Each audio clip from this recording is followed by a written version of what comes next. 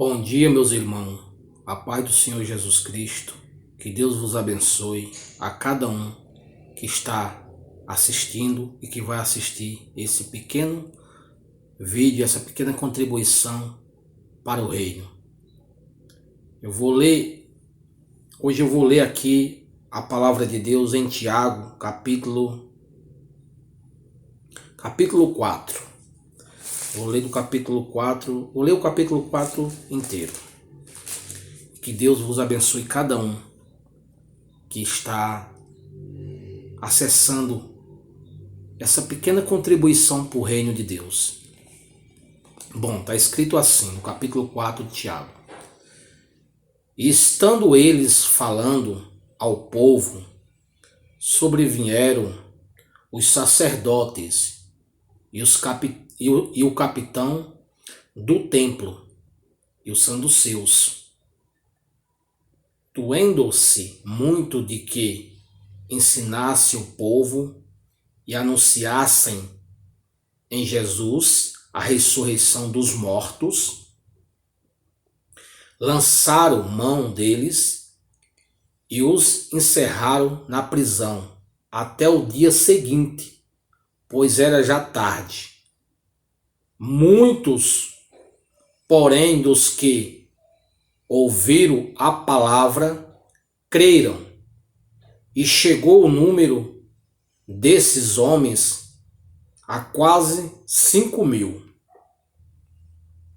E aconteceu no dia seguinte, reuniram-se em Jerusalém os seus principais, os anciões, os escribas, e Anás, o sumo sacerdote, e Caifás, e João e Alexandre, e todos quanto havia da linhagem do sumo sacerdote. E pondo-se no meio, perguntaram: com que poder ou em nome de quem fizeste isto? Uma pergunta os líderes religiosos da época perguntaram aos discípulos. Então Pedro, cheio do Espírito Santo, oh glória, lhe disse: principais do povo e vós anciões de Israel, visto que hoje somos interrogados acerca do benefício feito a um homem enfermo e do modo como foi curado. Estava falando do coxo aqui que foi curado anteriormente na porta do templo Formosa, na hora da oração, quando Pedro e João estavam subindo para orar.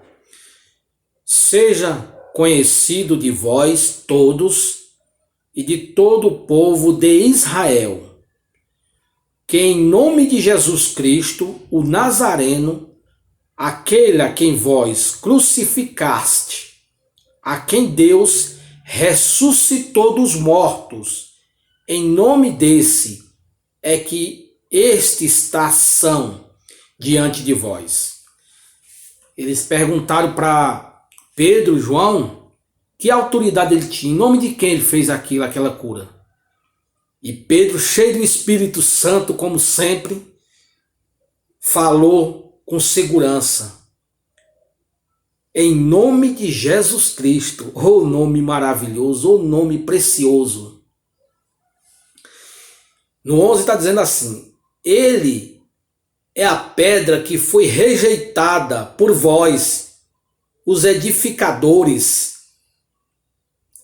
o qual foi posta por cabeça de esquina, e em nenhum outro há salvação, porque também debaixo do céu nenhum outro nome há dado entre os homens pelo que devamos ser salvos. Aleluia! Oh glória! Não há outro nome na terra, no céu, embaixo da terra. Pedro respondeu: ô Pedro, valente, hein? A gente, quando está com a palavra de Deus, fica valente com um ensinamento maravilhoso desse, né? Não existe nome no céu, na terra, embaixo da terra, que podemos ter vida eterna, a não ser pelo nome de Jesus Cristo. Pedro respondeu a todos que estavam ali, aqueles doutores, aqueles sacerdotes, aqueles homens sábios, inteligentes, homens que conheciam o que estavam falando. Mas Pedro tinha segurança. Pedro sabia o Jesus que ele cria. Pedro sabia o mestre, quem era o mestre. Que maravilha, né? A gente tem segurança quando lê a palavra de Deus, né? A gente chega e se empolga, mas vamos lá. E no 13 fala assim: então eles, vendo a ousadia de Pedro e João, informados de que eram homens sem letras, indultos e sem, se maravilharam e tinham conhecimento que eles haviam estado com Jesus.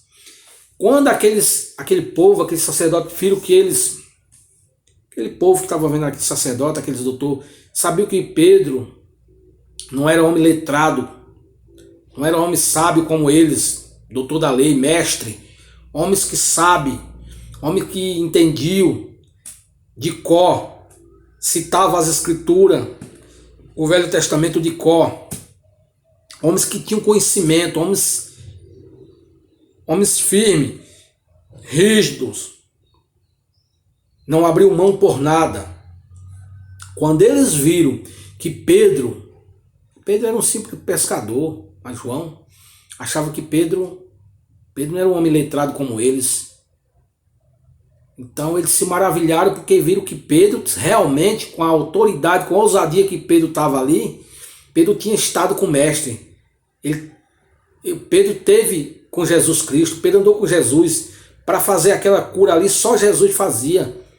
Só Jesus foi quem usou Pedro, usou os apóstolos, usou João para fazer aquela cura naquele coxo. Então eles viram realmente que Pedro era um homem de Deus.